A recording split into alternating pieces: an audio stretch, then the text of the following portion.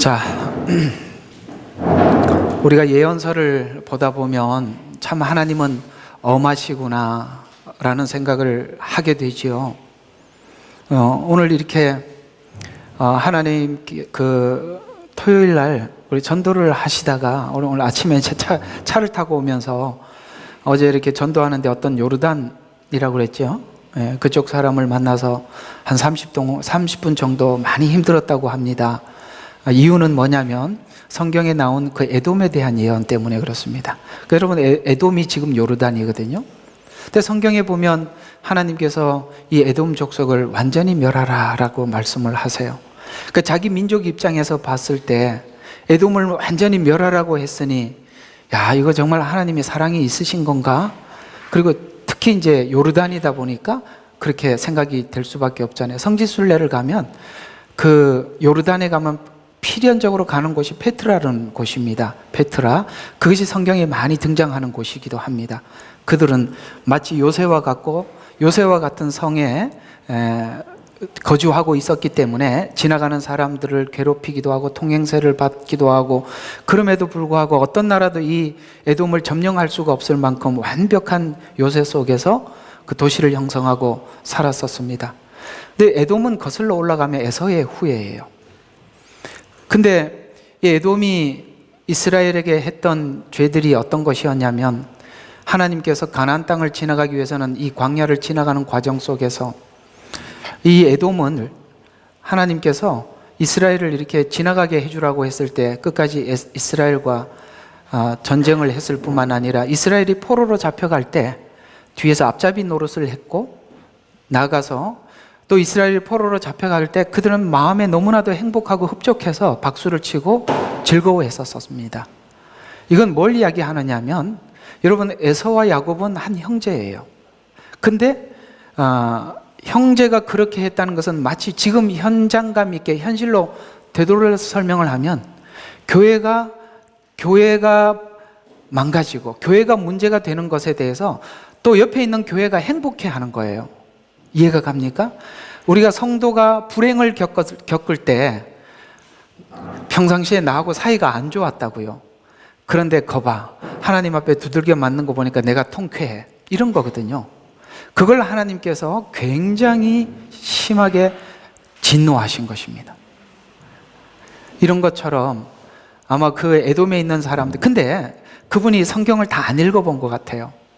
하나님은 에돔을 멸하라는 이야기는 그 자체, 그 죄에 대해서 이야기한 것이지, 그 안에 이 에돔 땅에도, 이방 땅에도, 이스라엘을 괴롭혔던 땅에도 하나님은 하나님께 돌아올 자들, 그 중에 하나님께서 남은 자들이 있고 그들을 건지겠다는 것입니다. 오늘 이스라엘 백성들 가운데서도 보면 전체가 하나님 앞에 돌아와 있는 자들이 아니라, 결국은 오늘 여기 이렇게 그 앞으로 있을 예언을 환상을 통해서 에스겔에게 말씀하신 것인데, 제일 끝에 나온 예언이 있죠. 수염을 깎아서 3분의 1, 3분의 1, 3분의 1 나누고 끝에 마지막 3분의 1의 일부는 옷자락에 싸라고 그랬잖아요.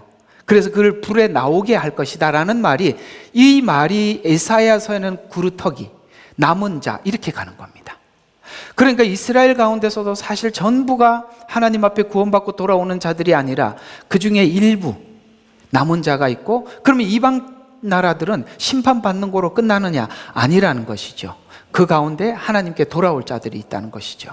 바로 그 이야기는 아마 못 본 것 같아요. 그냥 에돔을 멸하라, 이것 때문에 막 이렇게 복음을 전하는 저희들에게 찾아와서 저 이단이다 그리고 누구한테 막 설명을 하니까 그 듣지 말라고, 저 사람도 이상한 사람들이야. 그래서 한 30분 동안 고생을 했다고 그러는데, 성경을 자세히 보셔야지. 구약은 심판을 이야기하는 것이 아니라 이걸 통해서 뭘 하려고 하는 것이죠. 뭘 하려고 그러죠? 구원입니다. 하나님께서 우리에게 행하시는 모든 일들은 어떤 목적이 있지요. 그 목적을 정확히 보지 못하면 그저 단순히 심판하는 것, 멸하는 것, 이런 정도로 이해를 하게 되지만, 구약은 그런 이야기가 아니라 결국에는 하나님께서 뒤에 해야 할 일들을 하기 위해서 어떤 한 이야기로 이렇게 몰아가고 있다는 것을, 그런 관점을 가져야 여기서 에돔을 멸하라는 이야기에서 끝나는 게 아니라 그 뒤에 이야기를 들을 수 있어야 하는 것이죠. 근데 오늘은 이스라엘의 멸망의 이유가 무엇인가를 설명을 하고 있습니다. 이스라엘은 여러분 아시다시피 창세기에 보면 이스라엘 하나님을 떠난 민족들이 도저히 스스로 하나님께 돌아갈 수 없는 상태에 있을 때 하나님께서는 아브라함이라는 한 인물을 택하셔서 이제 인류를 구원을 이런 방식으로 할 거다라고 아브라함을 통해서 구원을 어떻게 선택을 하며 어떤 과정을 통해서 우리에게 믿음을 부어주시고, 그래서 결국 아브라함이 가져야 될 믿음이 바로 이삭을 모리아산에 드리는 이 사건을 우리에게 공개하면서 우리 모두가 가져야 될 믿음의 최정점이 무엇이냐, 바로 십자가에서 죽으시고 부활하신 예수 그리스도를 믿고 또 우리의 삶도 예수 안에서 그분이 십자가에 죽었듯이 우리의 옛 과거가 죽어나가고 그 다음에 그리스도 안에서 주신 그 새 사람, 새 영혼, 그래서 우리가 새롭게 부활의 영광을 예수님만 취하는 것이 아니라 우리 모두에게 취하게 되었다라는 것을 알려주기 위해서 아브라함을 이삭을 드리게 하고, 그 다음에 아브라함은 하나님께서 아브라함에게 이삭을 그만 죽이지 말고 멈춰라라고 하시면서 내가 너의 믿음을 보았다라고 말씀하신 것처럼 아브라함에게 주신 믿음은 아브라함 하나로 끝나는 게 아니라 우리 모두에게 주시고자 한다라는 것을 우리에게 알려주시는데, 문제는 이렇게 복음이 공포되고 모두에게 전파되어도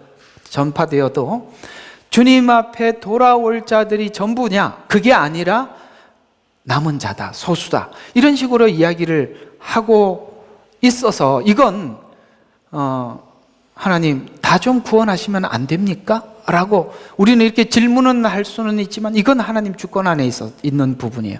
이걸 아셔야 돼요. 우리가 가장 궁금해하는 부분이 어떤 부분이냐면 하나님만이 결정할 수 있는 주권적인 부분이 우리가 가장 궁금해요. 그러나 그건 하나님의 주권이에요. 그걸 우리가 알려고 들어가면 문제가 되는 거예요. 여기서 표정이 밝아져야 되는 겁니다. 여기서 표정이 밝아져야 돼요. 사실 우리가 하나님께서 우리를 이렇게 이끌어 가시는 그 과정들은 우리에게도 미지수예요. 왜 날 사랑하는지도 모르겠고, 왜 이토록 안전한 보호 가운데 우리를 이끄시는지도 우리에게는 사실 미지수예요. 그건 하나님의 주권 안에 있는 것인데, 그런데 그나마 우리가 선명하게 관찰할 수 있는 부분이 뭐냐면 하나님께서 주시는 말씀들을 왜곡하지 말고 진실하게 받아들일 때, 그 진심은 우린 사람끼리는 서로 모르는 일이지만 하나님은 아시잖아요. 그러니까 그런 차원에서 우리가 하나님을 찾고 구하는 데서 교만하지 않고 우리가 하나님 앞에 진실하게 하시는 말씀에 우리가 나가고 반응할 수 있다면 아마 그 부분에 대해서는 우리는 서로는 모르는 일이나 하나님은 아시겠죠.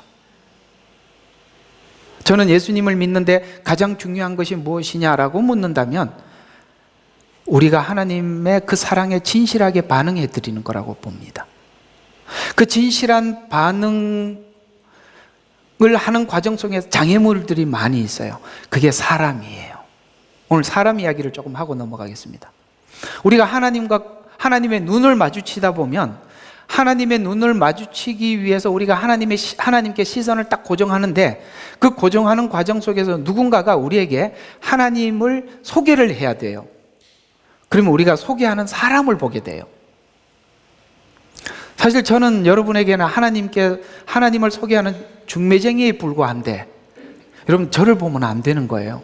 저는 빨리 빠지고 싶고 도망가고 싶은 사람입니다. 저는 여러분을 소개하고 여러분들이 하나님과 눈을 마주치기를 바라요. 절대 저를 보면 안 됩니다. 아무도 사람을 보지 마세요. 왜냐하면 사람의 시선을 의식하는 순간부터 우리는 교만해지든지 비참해지든지, 그러면 그것이 여러분의 생애의 끝끝내 방해가 될 겁니다. 그냥 넘어가세요. 어떻게 넘어가줘야 되느냐면 그도 사람이다, 이렇게 생각하면 쉽게 넘어가겠죠. 모두 다 사람이에요. 여러분하고 별로 다르지 않아요. 같다라고 생각하면 우리는 어떤 사람에 대해서 불쌍히 여길 수도 있고 그 부족한 부분들을 우리도 이해하고 수용할 수가 있는데 너는 오늘 그 얘기를 하려고 그러는 거예요. 왜냐하면 이스라엘을 하나님께서 아브라함을 선택하였고 이스라엘을 통해서 지금껏 우리 모두에게 복음을 전했거든요. 근데 이스라엘은 뭔가를 착각하고 있는 거죠. 오늘 주제가 뭐예요? 네가 남을 가르치면 너는 완전하다고 생각하느냐? 이건 우리가 굉장히 충격적인 질문 아니겠습니까? 사람들은 선생이 되면 완성이 됐다고 생각을 해요. 전 절대 완성된 자가 아니에요. 여러분들도 완성된 자가 아닙니다. 우리는 그저 앞에 있는 것을 잡으려고 갈 뿐이지, 우리 모두 다 미숙한 상태에서 하나님 앞에 몸부림치고 있는, 같이 몸부림을 쳐. 저는 설교하면서 은혜 받고 여러분 들으면서 은혜 받을 뿐이지, 제가 특별하고 뭐가 완성이 돼서 이 자리에 서 있는 게 아니라는 것이죠. 뿐만 아니라 동일하게 이스라엘이라는 하나님의 말씀을 전달해야 될 이스라엘도, 그들은 율법을 받고 성전을 통해서 하나님 앞에 예배하고, 이방인들은 그걸 받지 않았으니까 자기들은 뭔가 완성이 됐다고 생각하는 이 교만. 사람들을 설득하고 설교를 해보면 교수들, 목사들 정말 어렵습니다. 신학교 가서 강의를 해도 그래도 한 은혜를 받고 왔다고 벌써부터 팔짱 끼고 들어요. 제가 신학교에서 강의 오래 했잖아요. 딱 보면은요, 1학년들 딱 팔짱 끼고, 자, 선생님 한번 설명해봐. 내가 들어볼 테니까. 그걸 보면서 참 설교하는 게, 강의하는 게 보통 힘든 게 아니거든요. 그런데요, 4학년쯤 되면요, 기가 죽어서 나가요. 아닌 걸 보거든요. 우리 모두 다 은혜를, 그래서 이런 게 있어요. 은혜를 막 받을 때가 참 좋은데 너무 불안해. 그러니까 은혜를 받으면 반대로 찬물을 더 많이 끼얹으셔야 돼. 내려가셔야 돼요. 비행기를 타면 바람을 타고 올라가면 곤란합니다. 사랑하는 여러분, 오늘 이 말 잘 기억해 주세요. 여러분들이 은혜를 받을 때 빨리 찬물을 끼얹고 이 열정을 좀 내리세요. 왜 불기둥과 구름 기둥인지 아십니까? 뜨거울 때는 구름으로 식히라는 겁니다. 밤에 차가울 때는 불로 데우라는 것입니다. 평균을 유지하셔야 돼요. 여러분, 아무렇지도 않게, 보이지 않게 섬기는 사람이 최고입니다. 보이면 곤란한 거예요. 내가 가르칠 수 있다, 이렇게 되면 곤란한 거죠. 그래서 오늘 이 이야기를 한번 다뤄보려고 합니다. 오늘 이 배경은 열왕기하 25장 1절과 7절에 있는 이야기인데요. 시드기야 9년, 여러분 시드기야 9년이 멸망하기 2년 전이에요. 남유다가. 그리고 바벨론 느부갓네살 군대가 예루살렘 주위에 토성을 쌓고, 왜냐하면 예루살렘 성이 너무 견고하니까 이게 흙으로 성을 쌓아서 그 성 높이만큼 이렇게 채워서 공격을 하기 위해서 토성을 쌓았어요. 그리고 11년까지, 그러니까 9년에서 11년이니까 약 2년간이죠. 그 다음에 예루살렘 성을 전부 포위해서 먹을 식량이 없어. 이제 느부갓네살 왕은 이제 거의 점령하기 직전이고, 그러니까 어쩔 수 없이 밤에 도망을 가게 되었는데, 그때 그 도망하는 걸 보고 군대가 추격해서 따라가서 그들이 마지막 유다 왕이었던 시드기야를 잡아서 두 눈을 빼고 족쇄를 채워서 바벨론으로 데리고 갔더라라고 여러분 알고 있죠. 이렇게 남유다가 멸망하게 되는 거거든요. 그래서 지난주에는 수염을 깎아서 무게를 달아보라고 했는데, 그 수염은 제사장을 상징하는 것이라고 저번 주에 말씀을 드렸었죠. 그건 뭐냐면, 이스라엘을 모든 나라의 제사장으로 삼은 것은 이스라엘이 특별해서가 아니라 하나님의 은혜로 선택을 했는데, 그들은 자기들이 특별해서 선택을 받았다라고 생각을 하기 때문에 그때부터 문제가 되는 거예요. 생각하면 생각할수록 우리의 부르심은, 우리가 하나님 앞에 나오게 된 것은 아무리 돌아보고 생각을 해봐도 은혜지, 우리가 특별해서 나온 것은 조금도 없다는 거예요. 도리어 우리는 너무나도 미진하였기 때문에 하나님이 데리고 오신 거예요. 그래서 고린도 전서에 보면 이런 말씀을 했어요. 너희를 보라. 그 중에 문벌 좋은 자가 많지 않고 높은 관료가 없다는 것입니다. 지식이 많은 자가 많지 않고. 그러니까 우리 옆에 있는 사람 한번 둘러봐요. 다 그게 그렇죠? 그만하죠. 우리는 뭔가가 특별해서 온 게 아니라는 거죠. 그렇게 이거는 하나님의 일방적인 주권이었으면서 은혜였다고 우리에게 말씀을 하고 있는데, 이것이 자기들에게는 마치 특권인 것처럼 그렇게 생각을 해서 이 선택과 은혜가 잘못 오용을 하게 되면 교만한 것이 당연한 것이 되어버리는 거예요. 정말 무서운 게 뭐냐면 은혜가 교만과 함께 올 수 있다는 거예요. 그래서 지금 이들은 너무나도 여기에 젖어 있어서 이스라엘은 회개하기에는 너무나도 힘든 상태가 되었어요. 타민족을 가르치고 율법을 전하는 입장에 서 있는 유대인은 스스로 자기들이 생각할 때 자신들은 타민족에 비해서 의롭고 완전하다고 생각했는데, 하나님께서는 이 유대인 민족을 바벨론의 포로로 잡아감으로써 타민족의 조롱과 질책으로 만들었다라고 말씀하시면서 이 말씀이 15절에 이렇게 말씀하고 있어요.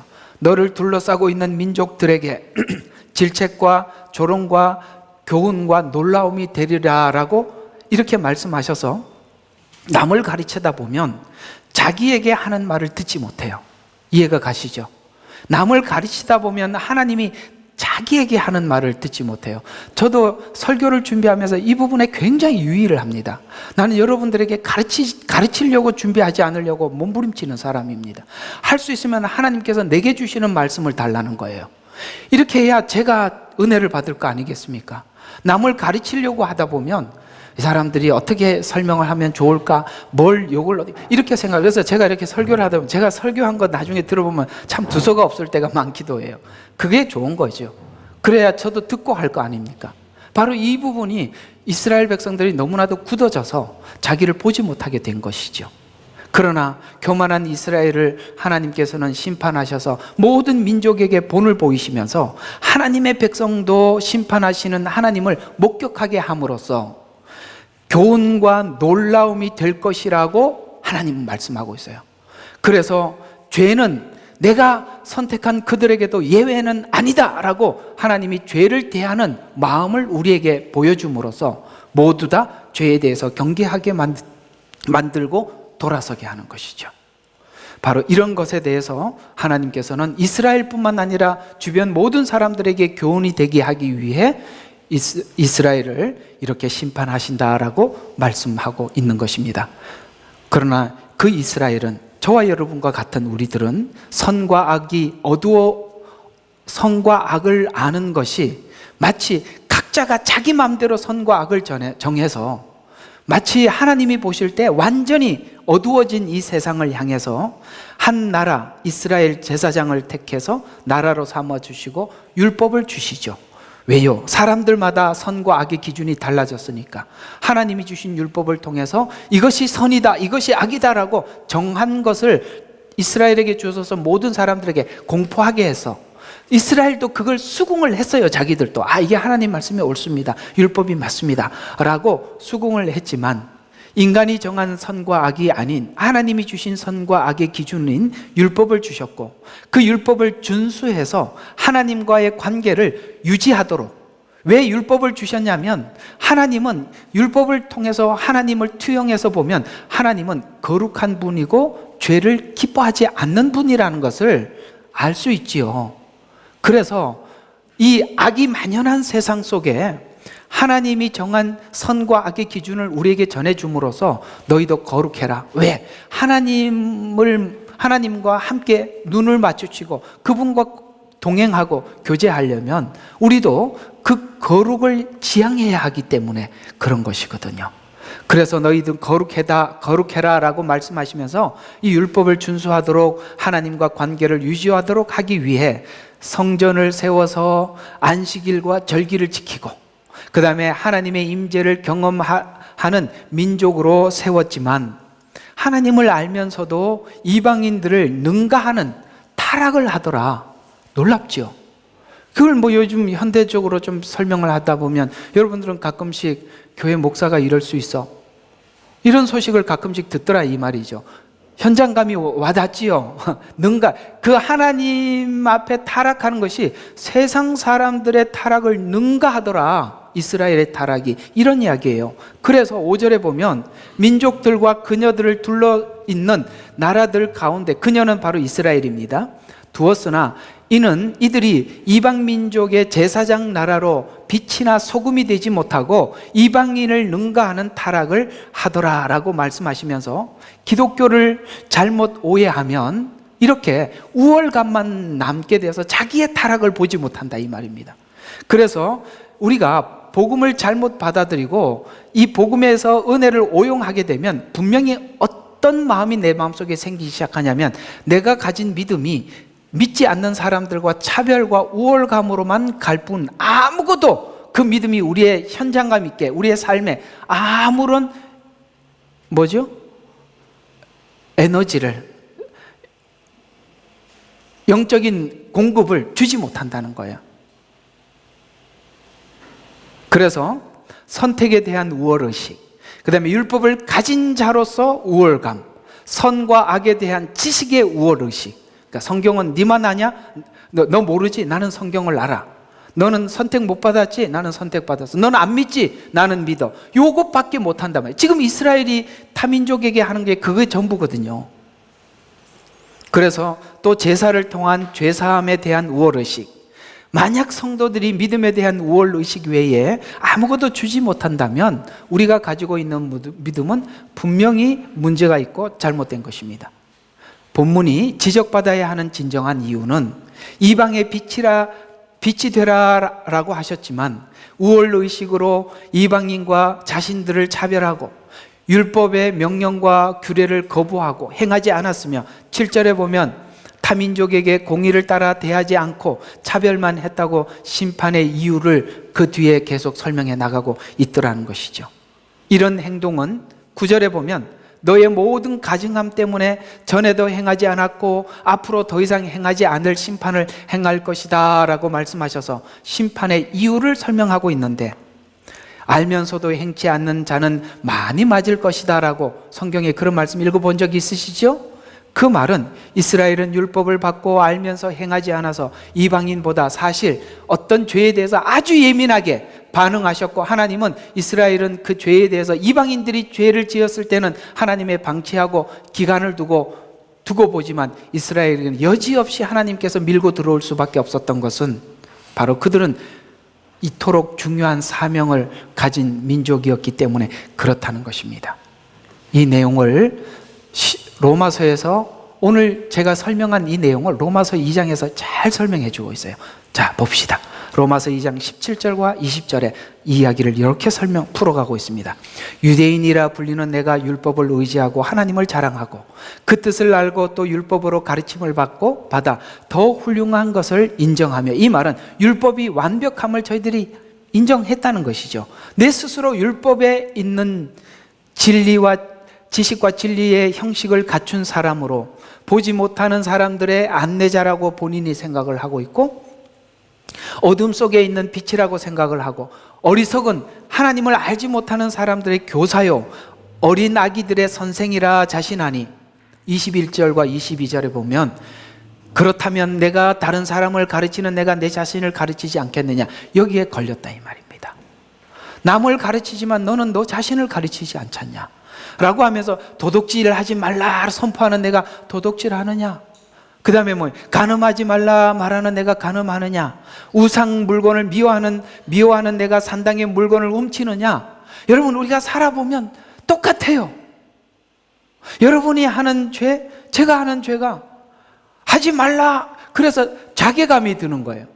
내가 사람들한테 하지 말라고 해놓고 내가 하고 있는 걸 보면, 이거 내가 설교를 해야 되나, 이런 무거운 강단을 수도 없이 올라갔다 내려가야 하니 그 얼마나 힘들겠어. 여러분, 거기에 박수를 좀 쳐주실 수 있어야 돼요. 야, 나는 저렇게 못할 것 같은데, 제가 뻔뻔해서 하는 게 아니라 뻔뻔해서 올라오는 게 아니라 사명이라서 올라오는 거니까 그렇게 하셔야 돼요. 우리는 그게 너무 가슴 아프죠. 사람들에게 하지 말라고 했는데 내가 하고 있는 내 모습. 그래서 우리는 앞에 있는 사람은 하면서 은혜 받고 여러분들은 들으면서 은혜를 받는 거죠.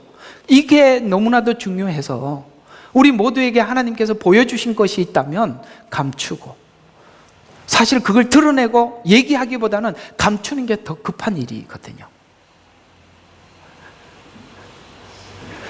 그래서 우리는 이 가르치고 은혜를 받을 때 오늘 이 본문에서 얘기하고 있는 이 말씀을 주의해서 봐야 된다는 것이죠.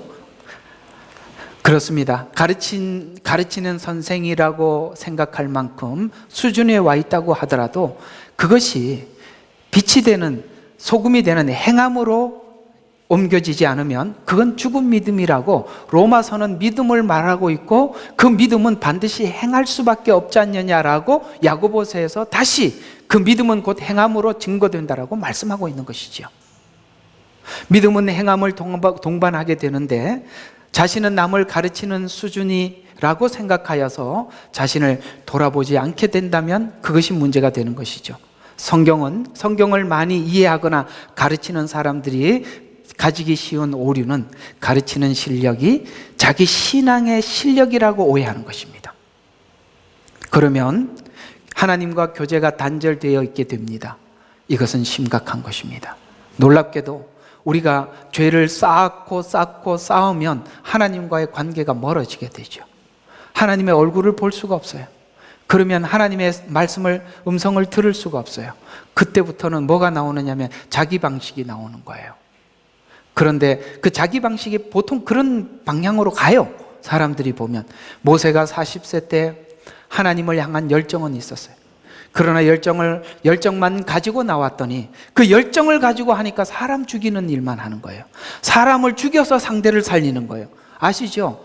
사람 죽이고 모래 속에 묻어버린 거. 그래서 이쪽은 죽이고 한쪽은 살리는 거예요.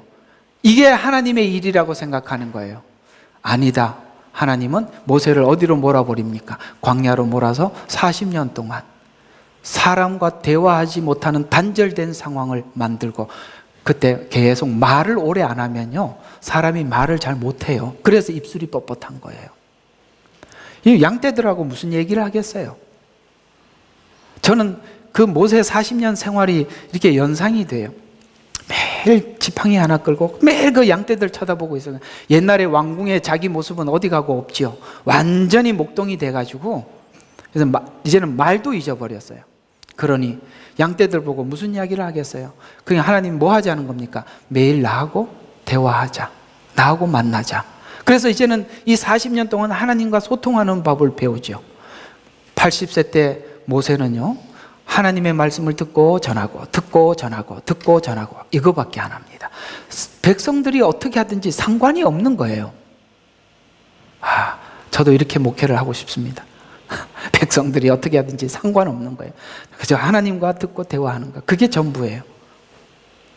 그래서 우리가 이걸 방치하면 죄가 쌓이고 하나님과 교제가 단절된다는 거.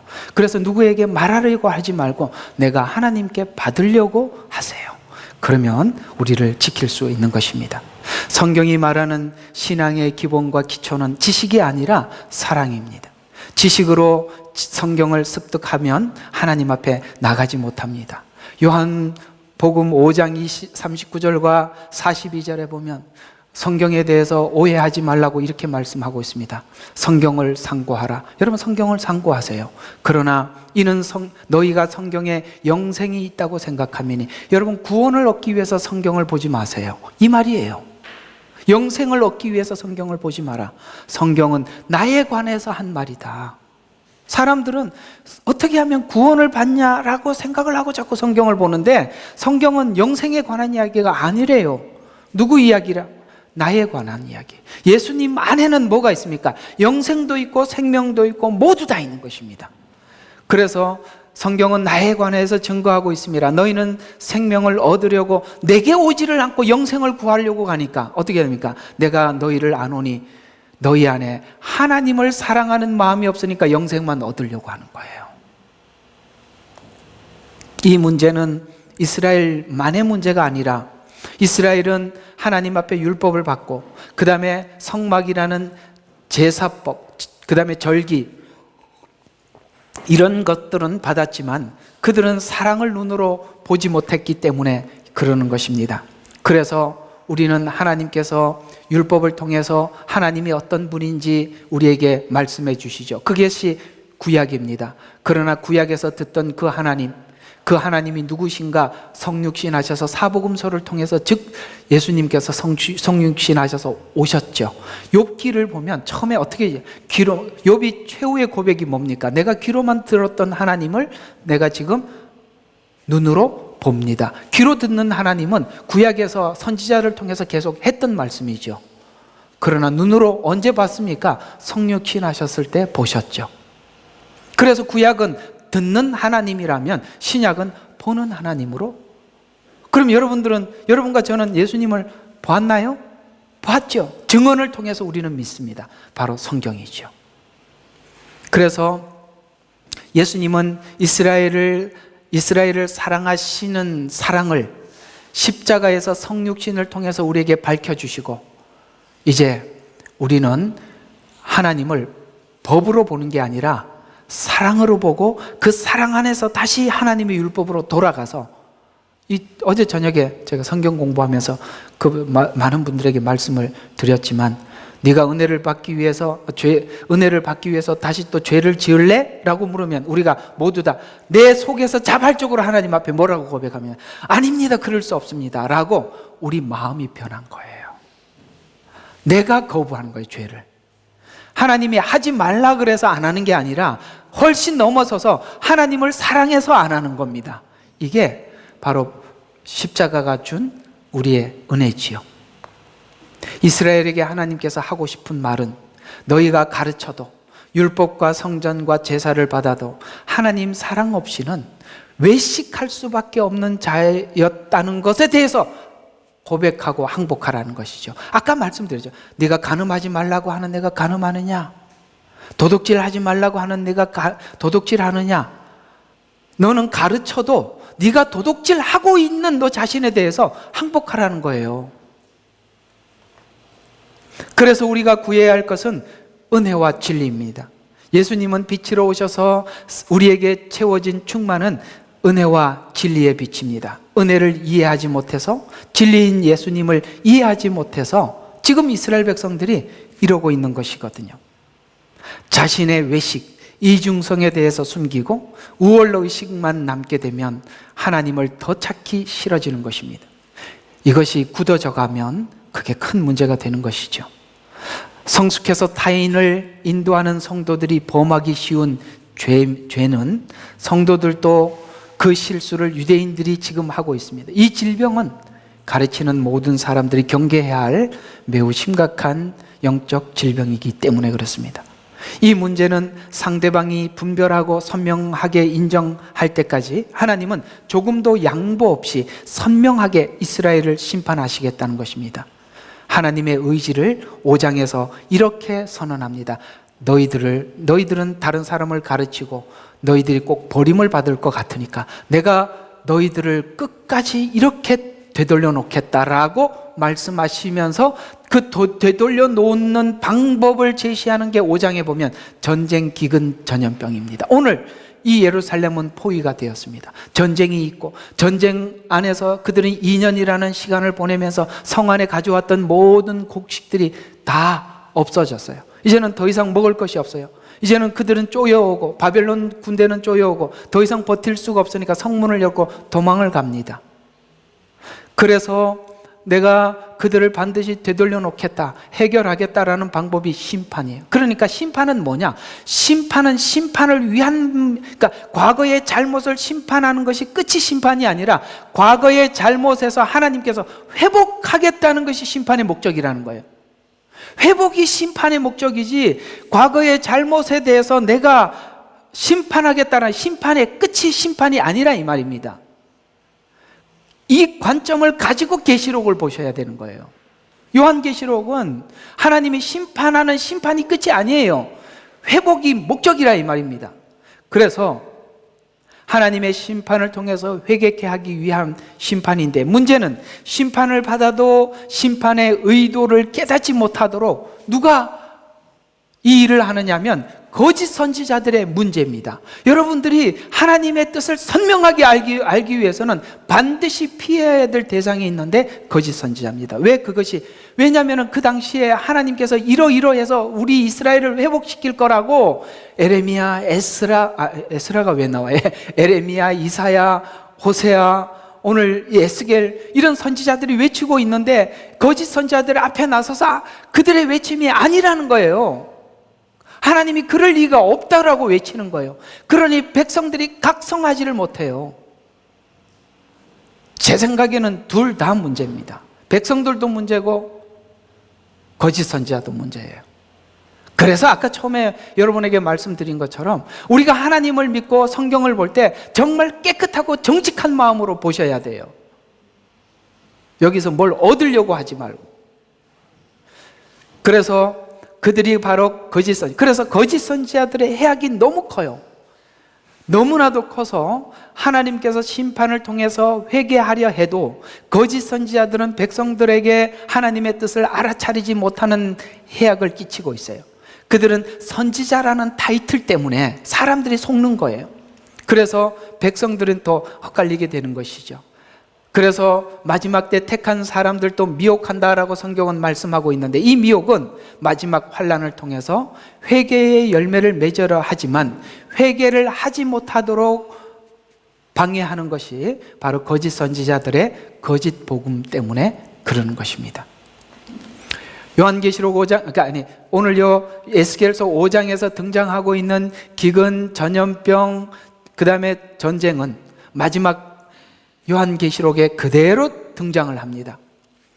요한계시록 6장 1절과 8절에 보면은 4개의 인에 대해서 4개의 인에 떼지는 데 대해서 말씀하고 있는데, 1절과 2절에 보면 첫째 인을 떼실 때 흰 말이 나오는데 라고 말씀하는데, 그 위를 탄 자가 활을 가졌더라. 그에게 한 면류관이 주어졌고 그는 정복하려 하더라.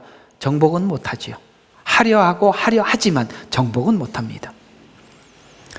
이 말이 도대체 흰 말이 무엇이냐? 예수님은 마태복음 24장 4절에 그대로 이 말씀을 이렇게 설명을 하고 있습니다. 아무도 너희를 미혹하지 못하도록 주의하라 라는 말씀을 예수님께서 말씀하시는 걸 봐서 이 흰 말은 흰색이지만 위장한 흰색이에요.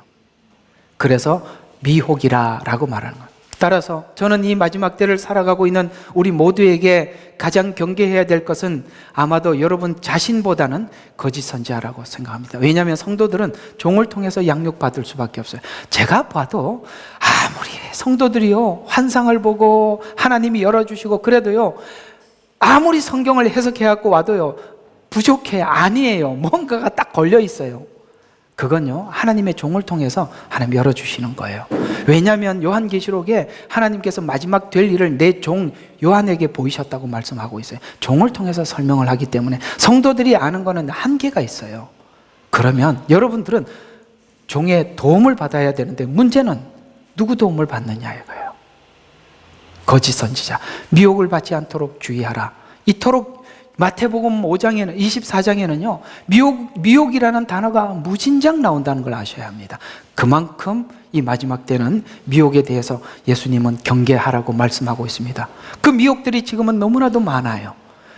마지막 때 사회 종교 분위기는 미혹이 많이 확산이 되어서 종교다원주의, 설교를 들어보면 이게 종교다원주의가 섞여 있어. 본인도 모르고 설교하는 거예요. 또 기복주의가 섞여 있어요. 왜? 사람들이 여기에 관심이 있으니까. 그 다음에 은사주의. 여러분 마지막 때 경계해야 될 게 또 은사주의예요. 왜냐하면 이 거짓 선지자가 나타나서 엄청난 기적을 일으키거든요.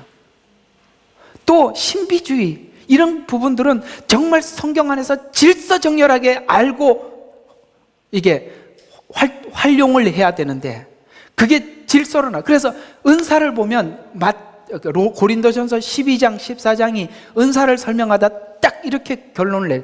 너희가 사랑을 덧붙여서 사랑이 더해져서 은사가 나가지 않으면 부작용이 난다. 또 하나는 은사는 어떻게 질서대로 해라. 질서. 그 질서가 뭡니까? 교회 질서입니다. 교회 질서예요.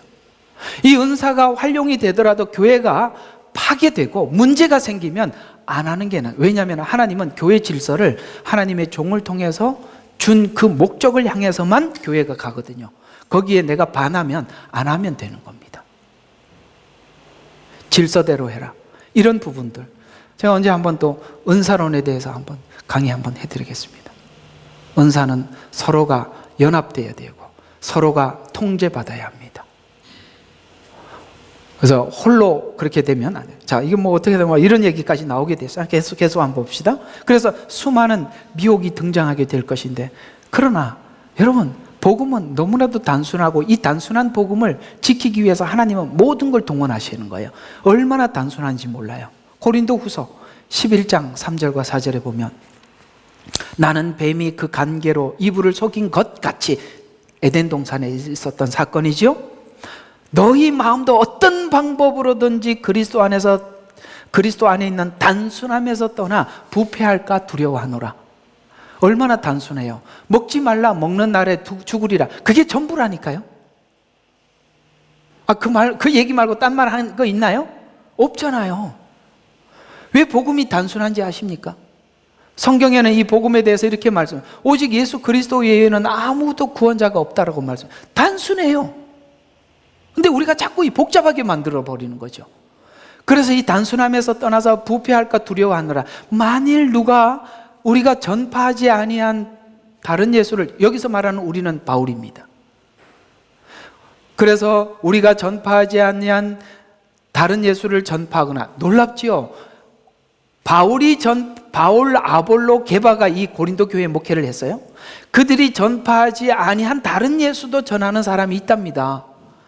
다른 예수도 있다는 걸 기억하세요? 또 너희가 받아들이지 않는 또 다른 영을 받거나, 다른 예수, 다른 복음을 받으면 다른 영을 받는 거예요. 여러분, 영은 둘밖에 없죠. 하나님의 영 아니면 사단의 영인데, 여기 말하는 이 다른 영은 사단의 영이거든요. 그래서 다른 영을 받거나 너희가 영접하지 않는 또 다른 복음을 전파하면 놀랍게도 너희가 잘 용납하는도다. 이 가슴 아픈 이야기죠. 단순한 복음을 떠나면 다른 복음이 찾아오는 거예요. 왜? 복음을 들은 적이 있기 때문에 찾아다니는 거예요. 그러면 다른 복음을 들을 수 있어요. 그런데 놀랍게도 다른 복음을 듣다 보면 다른 영을 받게 된답니다.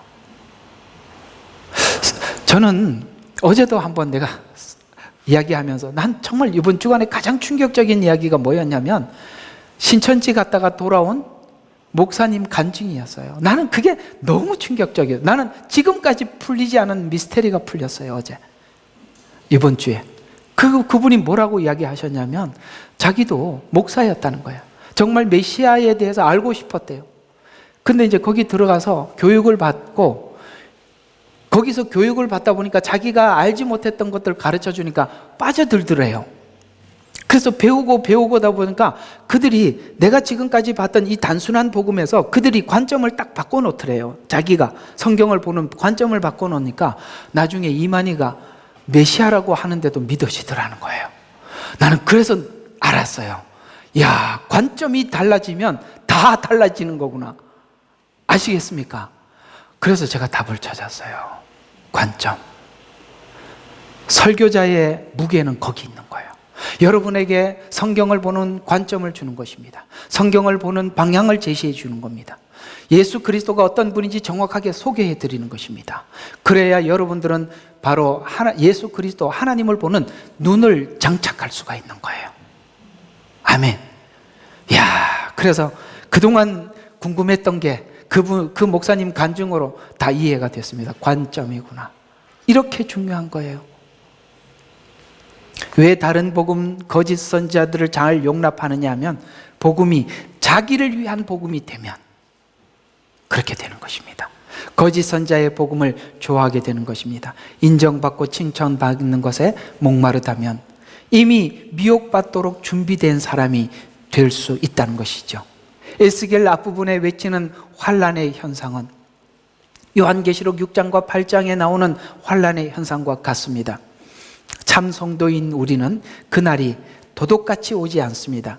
에스겔의 말을 통해 이미 한 번 성경 예언서에 대한 눈이 열린 자들은 요한계시록의 동일한 방식으로 예언이 성취되고 또 이 심판은 바로 사람들을 회복하고 구원케 하기 위한 하나님의 시간이기에 이 마지막을 환란이라는 단어를 써서 대환란 이렇게 보는 게 아니라 대추수로 보는 것이죠.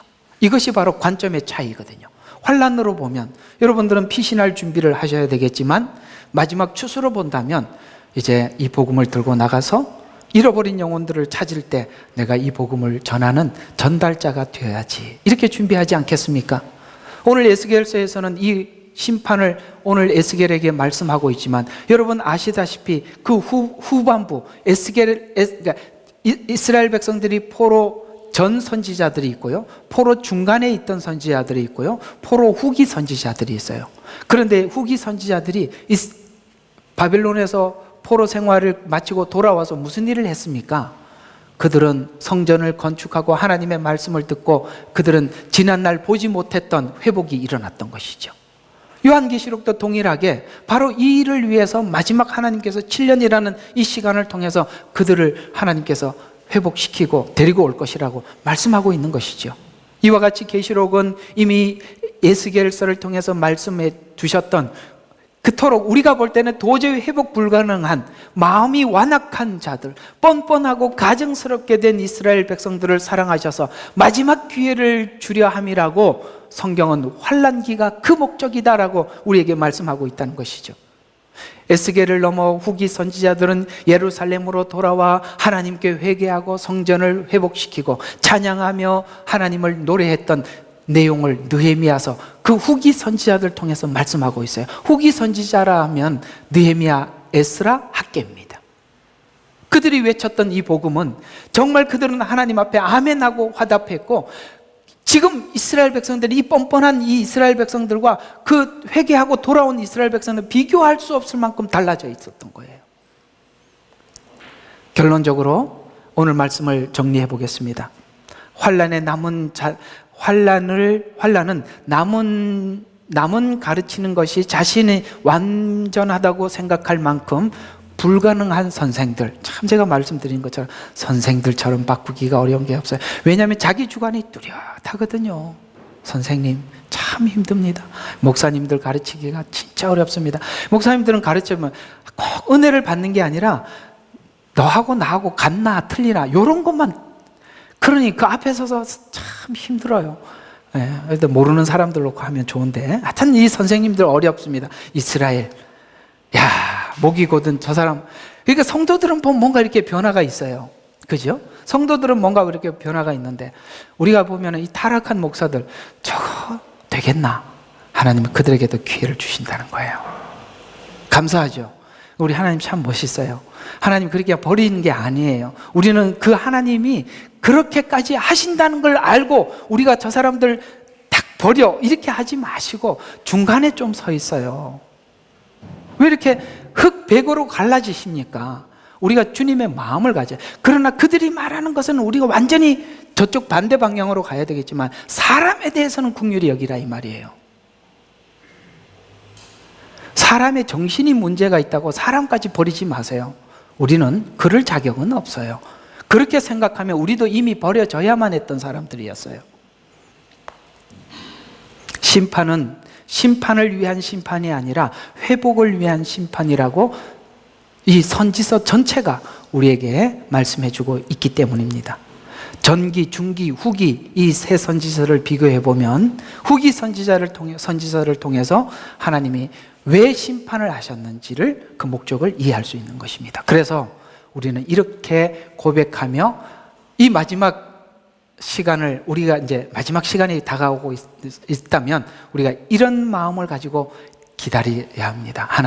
하나님의 심판의 목적을 알았습니다. 그리고 하나님이 일하시는 이 마지막 때 어떤 식으로 하실지 그 방식도 제가 알겠습니다. 나도 거기에 참여하겠습니다. 저는 이렇게 준비하겠습니다. 그 위대한 준비의 고백. 우리 이 성경 구절로 오늘 말씀을 마치죠. 자, 유명한 성경 구절입니다. 하박국서 3장 17절과 19절입니다. 비록 무화과 나무 잎이 무성치 못하고 올리브 나무가 없고 그다음에 포도나무 열매가 없고, 여러분 이게 뭡니까? 그들의 모든 경제적인 수단들이에요. 그게 다 없대요. 왜냐하면 그때 전쟁이 나면, 그 당시에는 전쟁이 나면 포도나무, 올리브나무 이런 나무를 다 베어버리고 뿌리채 뽑아버려요. 그게 뭐냐면 경제적인 자산이거든요. 그래서 올리브나무가 헛되고 양식을 내지 못하고 양떼가 없고 외양간에 송아지가 없어도 나는 뭐라고요? 여전히 주를 기뻐할 것이요. 이게 중요한 거예요. 이런 것 때문에 내 마음이 뺏기거나 흔들리지 않아요. 여전히 내가 주를 기뻐할 것이고 나는 내 구원의 하나님으로 즐거워하리라. 왜요? 죽으면 구원받고 천국 가잖아요. 그래서 구원의 하나님으로 즐거워함이라. 주 하나님은 나의 힘이시니. 아멘. 마지막 때 힘은 주님이세요. 그러면서 그가 나의 발을 암사슴 같게 할 것이요. 여러분, 암사슴이 뛰는 그 띠은 얼마나 경쾌합니까? 나를 높은 곳에서 걷게 하시리로다. 아멘. 이렇게 끝이 나는 거예요. 그래서 하나님, 하박국은 하나님 앞에 왜 이 상태를 심판하지 않으십니까? 하나님께서 대답을 하시죠. 심판하신다, 기다려라. 그러면 여기 의인들도 있는데요, 그들도 심판할 겁니까? 그랬더니 뭐라고 해요? 의인도 심판할 것이다. 나도 의인인데. 왜 의인도 함께 심판을 받아요? 연대 책임이 있는 거 아니냐? 연대 책임이 있죠. 이렇게 모두가 문제가 된 것은 저 사람들만의 문제가 아니라 나도 문제가 있는 거예요. 교회가 교회 역할을 못한 것도 문제죠. 그러나 그의 의인들이 있어줘야만이 뭘 할 수가 있느냐 하면 그 심판의 과정 속에 그 심판의 과정을 걸어 나오는 길에 그들의 도움을 받을 수 있도록. 그래서 마지막 두 증인이 필요한 거예요. 여기 요한계시록의 두 증인은 바로 그런 역할을 하는 자들입니다. 이제 오늘은 에스겔서 5장과 5장의 의미와 그 다음에 요한계시록에 있는 내용을 전체적으로 한번 투영을 해서, 요한계시록은 바로 하나님의 심판은 이런 방식, 이런 목적을 가지고 이렇게 하십니다라는 의미에서 여러분들 방향을 잡아드렸고, 또 여러분 각 개개인에게 주신 메시지를 받아 가실 줄로 믿습니다. 자, 우리 한번 기도하시겠습니다. 우리 같이 한 목소리로 하나님 앞에 잠시 한번 기도하도록 해요. 좋으시고 고마우신 아버지 하나님, 감사합니다. 오늘은 에스겔서 5장을 통해서 귀한 말씀을 주셔서 감사합니다. 우리는 하나님 앞에 고백합니다. 저희들이 하나님의 말씀을 듣고 보고 가르치면서도 여전히 아버지 하나님 그런 죄성에서 벗어나지 못하는, 아버지 가르치면서도 교만하고 가르치면서도 사람들에게 인정받고 싶어하는 이 욕구들, 하나님 우리 속에 있음을 늘 확인하고 봅니다. 그러나 그럼에도 불구하고 아버지 이토록 쓸모없는 우리들에게도 하나님 마지막 기회를 주시기 위해서 환난을 통해서 우리를 정련하고 우리 자신을 돌아보게 하셔서 회복하도록 하나님 준비하신 하나님을 찬양합니다. 하나님 이 상황을 기쁘게 받아들이고 맞이하고 하나님 이 시간을 통해서 우리가 더욱더 우리 자신을 돌아보고 주님 맞을 준비하는 사랑하는 우리 성도들이 다 되도록 축복하여 주시옵소서. 예수님 이름으로 기도드렸습니다. 아멘.